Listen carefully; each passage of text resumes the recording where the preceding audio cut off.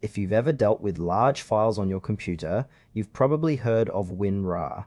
But is it really the best option for file compression, or are there better alternatives?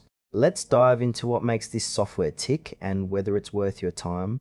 WinRAR is a file compression tool that allows users to create and manage compressed files effortlessly. It supports a wide range of formats, including RAR, ZIP-I, and even ISO files. The user interface is straightforward, making it accessible for both beginners and experienced users. You can easily pack multiple files into a single archive, which not only saves space but also makes sharing easier, especially for large projects. One standout feature is its ability to create self-extracting archives, which can be a lifesaver when sharing files with someone who might not have WinRAR installed. However, while the basic functionality is solid, some users might find the settings a bit overwhelming, especially if they're looking for specific compression options.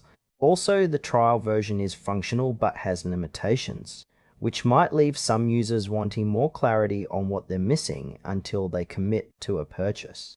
Now, let's talk about the pros and cons. On the plus side, WinRAR is incredibly versatile and powerful, boasting high compression ratios and support for many file formats. It's great for both casual users and those who need more advanced features. However, there are a few drawbacks. The pricing model can be a bit confusing since the trial doesn't expire, but you're constantly reminded to purchase a license.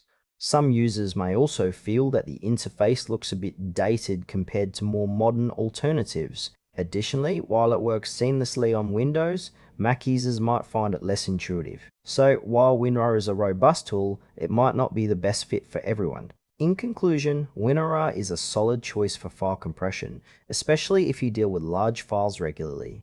However, if you prefer a more modern interface or are looking for a free alternative, you might want to explore other options.